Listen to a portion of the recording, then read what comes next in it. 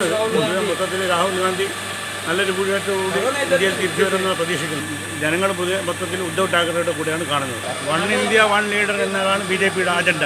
അതെന്തായാലും ഇന്ത്യയിൽ നടക്കാൻ പോകുന്നില്ല. തീർച്ചയായിട്ടും അതിന്റെ വില കുത്തനെ കൂട്ടാനും പറ്റത്തില്ല അല്ലേ? അപ്പോൾ അതൊരു വലിയ ബുദ്ധിമുട്ടാണ്. വലിയ സ്ഥാപനങ്ങൾ നടത്തിക്കൊണ്ടുപോകാൻ GST വന്നതിന് ശേഷം വളരെ ബുദ്ധിമുട്ടാണ്. ചേട്ടാ എന്താണ് ചേട്ടാ ചേട്ടൻ്റെ പേര്? അബ്ദുൾ റസാഖ്. എവിടെയാണ്? ഏത് നാട്ടിലെവിടെയാ? കേരളം, കണ്ണൂർ.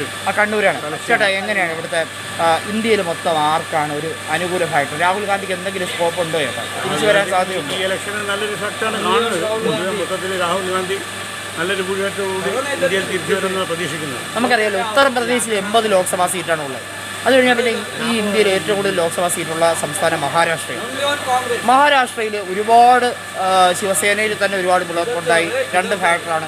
ഉദ്ധവ് താക്കറെ ഉണ്ട്, ഷിൻഡെ ഉണ്ട്, NCPയെ പിളർത്തി. ഇതെല്ലാം BJP ആണ് അതിൻ്റെ ചുക്കാൻ വഹിച്ചത്.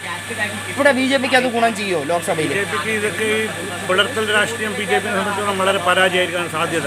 കാരണം പൊതുജനങ്ങളും പൊതുവെ ഉദ്ധവ് ഠാക്കറെയുടെ കൂടെയാണ് ഇവിടെ കാണുന്നത്. ജനങ്ങൾ മൊത്തത്തിൽ ഉദ്ധവ് ഠാക്കറെയുടെ കൂടെയാണ് കാണുന്നത്. ഉദ്ധവ് ഠാക്കർക്ക് അത് വലിയ വിജയം ഉണ്ടാകുമെന്നാണ് പ്രതീക്ഷിക്കുന്നത്. ഈ അജിത് പവാർ ശരിക്കും പറഞ്ഞാൽ BJPയുടെ മനസ്സോടെ പോയതായിട്ടാണ് എല്ലാവരും പറയുന്നത്. കാരണം അദ്ദേഹത്തിനെതിരെയുള്ള അഴിമതി കേസ് പൊക്കി അദ്ദേഹം ജയിലില്ല. തീർച്ചയായും. അപ്പം ഈ കോർപ്പറേഷനിലെ അഴിമതിയുമായി ബന്ധപ്പെട്ട കാര്യമൊക്കെ വന്നാൽ അദ്ദേഹത്തിന് വലിയ നഷ്ടം വരും. തീർച്ചയായും. അപ്പോൾ അതുകൊണ്ട് അജിത് പവാറിന് തൽക്കാലം അവിടെ നിന്നാലേ പറ്റുള്ളൂ. അത് ശരിയാണോ? തീർച്ചയായിട്ടും 100% ശരിയാണ്. ചേട്ടാ പിന്നെ വേറൊരു കാര്യം എന്ന് പറയുന്നത് ഈ ദേശീയ തലത്തിൽ കോൺഗ്രസ്സിനെ എല്ലാവരെയും കൂട്ടിയാണല്ലോ സർക്കാർ ഉണ്ടാക്കാനുള്ള ഒരു ശ്രമം നടത്തി നോക്കുന്നത്. അതിനുവേണ്ടിയാണ് ഇന്ത്യ മുന്നണി തയ്യാറാക്കിയത്. അതിനകത്ത് പ്രധാനമായിട്ട് അഖിലേഷ് യാദവ് ഉണ്ട്. ഇപ്പോൾ ശിവസേനയിലാണെങ്കിൽ ഉദ്ധവ് താക്കറെ ഉണ്ട്. NCPയിലാണെങ്കിൽ ശരത് പവാറുണ്ട്. എല്ലായിടത്തും എല്ലാ മേഖലയിലും അവരവരുടേതായിട്ടുള്ള ഒരു കോൺട്രിബ്യൂഷൻ ഉണ്ട്.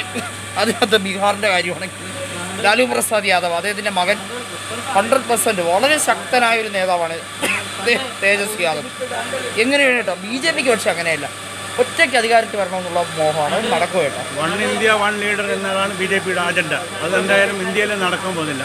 ഇന്ത്യ എന്തായാലും പക്ഷെ കഴിഞ്ഞ 2 തെരഞ്ഞെടുപ്പിൽ അത് നടന്നല്ലോ. ഇനി അത് ഇലക്ഷനിൽ നടക്കാൻ സാധ്യതയില്ല. കാരണം ഇപ്പം ജനങ്ങൾ വളരെ മാറി ചിന്തിക്കാൻ തുടങ്ങി.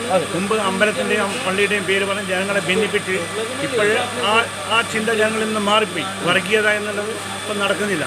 അതാണ്. പക്ഷെ ചില സ്ഥലത്ത് വരുമ്പോൾ BJP പറയുന്നത് അവർ ഈ ചില സ്ഥലങ്ങളിൽ ജാതി രാഷ്ട്രീയമല്ല പറഞ്ഞത്, വികസനം എന്നാണ് ഒരു മോഡൽ പറഞ്ഞത്. ഈ വികസനം എന്ന് പറയുന്നത് പറച്ചല് മാത്രമേ ഉള്ളൂ. വികസനം ഇവിടെ ഉണ്ടായിട്ടില്ല.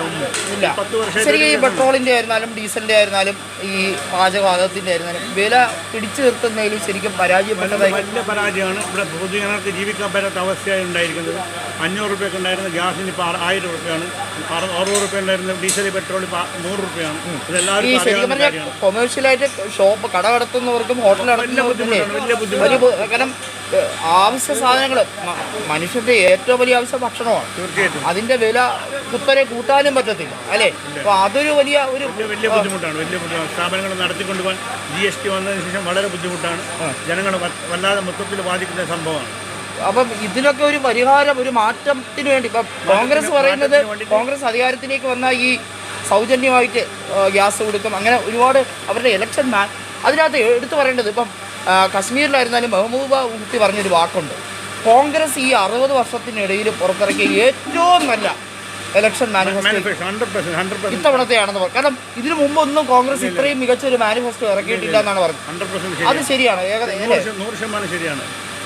രാഹുൽ ഗാന്ധിയുടെ ഈ ജോഡോ യാത്ര ശരിക്കും പറഞ്ഞാൽ ഈ നമുക്കറിയാലോ മധ്യപ്രദേശിലും രാജസ്ഥാനിലും ഛത്തീസ്ഗഡിലും അത് ജയിച്ചില്ല. ശരിക്കും പറഞ്ഞാൽ അവിടുത്തെ തെരഞ്ഞെടുപ്പിൽ നമ്മൾ ഊഹിച്ചിരുന്ന ഒരു രീതി പറഞ്ഞാൽ ഏതെങ്കിലുമൊക്കെ സംസാരം കിട്ടുമെന്നാണ് വിചാരിച്ചത്. പക്ഷേ 3 BJP ജയിച്ചു. പക്ഷേ തെലങ്കാനയിൽ കിട്ടി. ഈ ജോഡോ യാത്ര കൊണ്ട് പക്ഷേ കോൺഗ്രസിന് ഉപയോഗം മൊത്തം ഇന്ത്യയിൽ ഒരു കോൺഗ്രസിന് ഒരു ഉണർവുണ്ടായിട്ടുണ്ട്. ജനങ്ങളൊന്ന് മാറ്റി ചിന്തിക്കാൻ തുടങ്ങിയിട്ടുണ്ട്. അപ്പോൾ ഈ മധ്യപ്രദേശിലായിരുന്നാലും ഗുജറാത്തിലായിരുന്നാലും എന്തെങ്കിലും മാറ്റം വരും. കാരണം ഗുജറാത്തിലൊക്കെ ഏകപക്ഷീയമാണ്. ഗുജറാത്തിൽ ഈ ഇലക്ഷനിൽ വലിയൊരു മാറ്റം വരാൻ സാധ്യതയുണ്ട് ഗുജറാത്ത്. പക്ഷേ അവിടെ സൂററ്റിൽ സ്ഥാനാർത്ഥി എതിരില്ലാതെ ജയിക്കുന്നത് പിന്നെ 1-2 സ്ഥാനങ്ങളിൽ സംഭവിച്ച് ഒഴിച്ചു നിർത്തിയാൽ മറ്റുള്ള സ്ഥലത്ത് വമ്പിച്ച വിജയം നേടാൻ സാധ്യതയുണ്ട്. കോൺഗ്രസ് സാധ്യതയുണ്ടല്ലേ?